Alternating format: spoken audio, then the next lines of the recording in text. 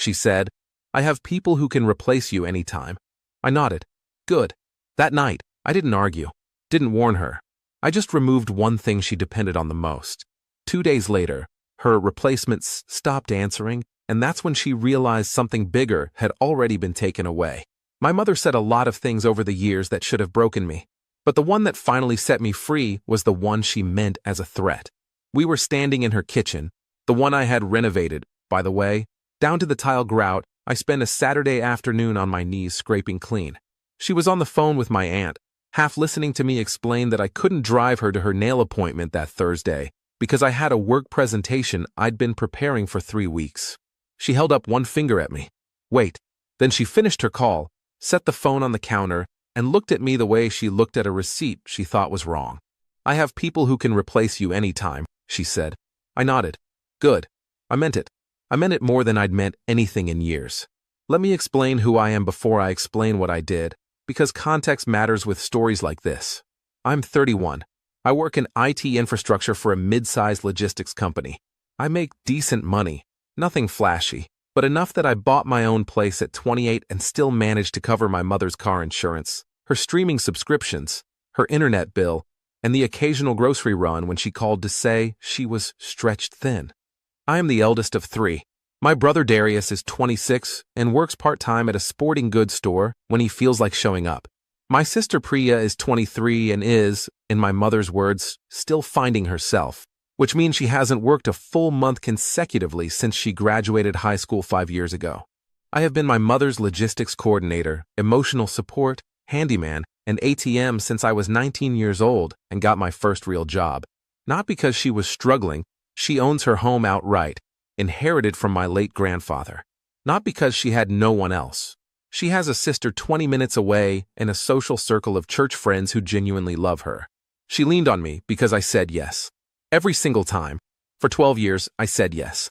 The nail appointment thing was small, genuinely trivial, but it landed on top of 12 years of accumulated weight, and I finally felt the floor give way beneath the relationship I had been propping up alone.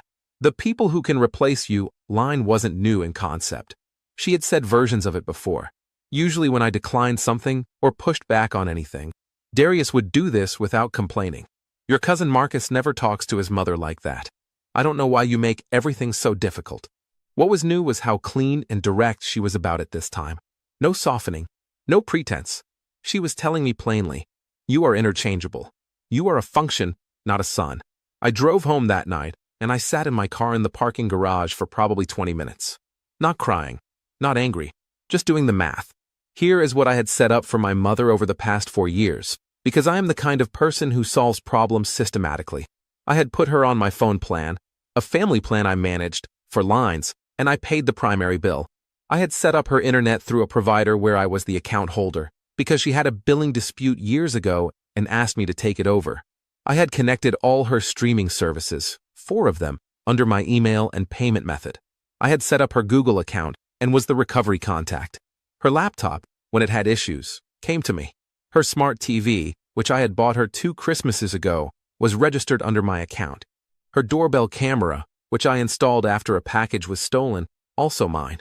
Her entire digital life ran through me. I hadn't set it up that way to control her. I want to be honest about that. I set it up that way because it was easier, and because every time there was a problem, I got the call, and it was simpler to just be the account holder than to walk her through resets and verification codes every 6 months. It was a convenience for both of us. Until it wasn't. I didn't do anything dramatic that night.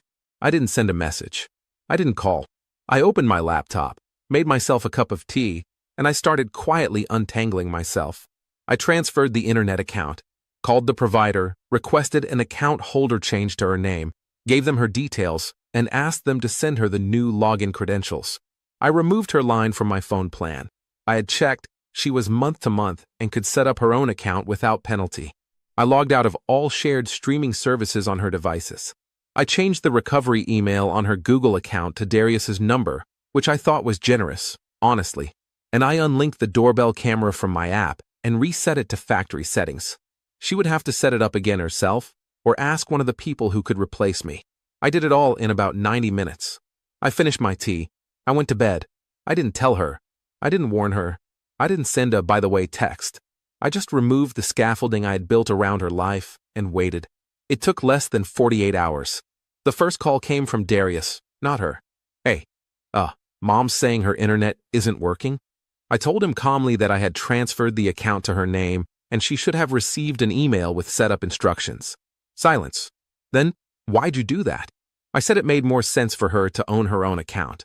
He said, okay, in a tone that suggested it very much did not feel okay, and hung up. The second call came from my aunt, which told me my mother had already started making calls rather than handling anything herself. My aunt asked if everything was okay between us. I said yes, completely. I just thought it was time my mother had her own accounts. My aunt made a sound that wasn't quite agreement and wasn't quite concern, and then said she'd pass that along. My mother called on the second day, in the afternoon. Her voice had a specific register I recognized. It wasn't angry, not yet. It was the register she used when she was recalibrating, trying to figure out which approach would work.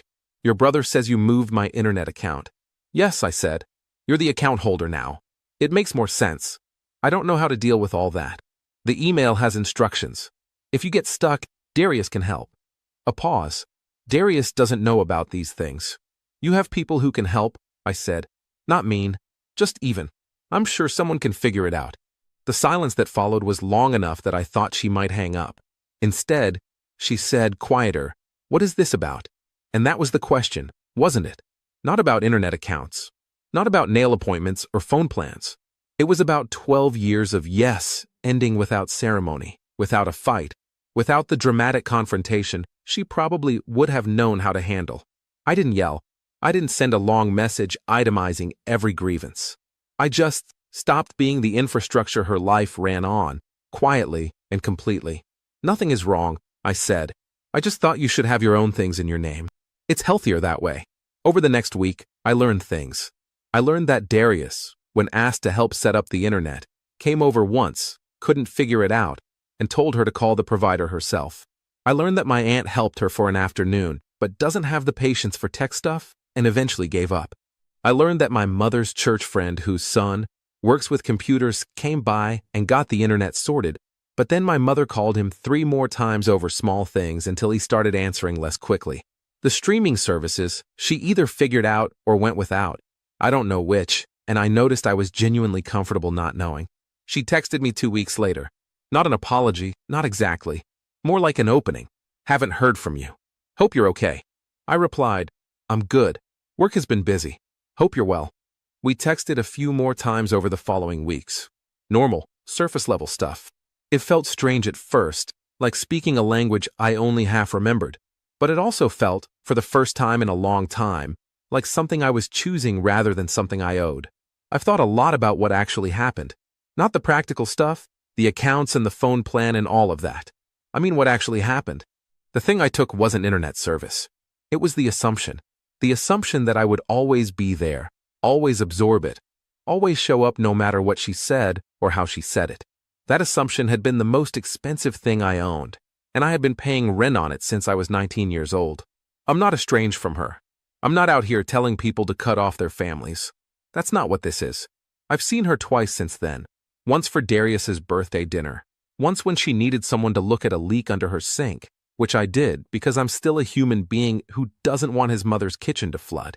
Both visits were shorter than they used to be. Both were quieter. She hasn't said anything about people who could replace me. The thing is, she was right. There were people. People who could drive her to appointments. People who could help with her internet. People who could sit with her when she needed company. She had built a life with real relationships in it. Relationships she had simply never needed to rely on because I was always first in line. Removing myself didn't destroy her. It just meant she had to remember that those other people existed. And I got to remember something too, that I had a Thursday presentation I was proud of, a project I had worked on for 3 weeks, and not a single person in my life asked how it went. I presented it. My manager said it was the clearest infrastructure proposal she'd seen all year. My team lead asked if I'd consider leading the next one. I said yes, and that yes felt like mine.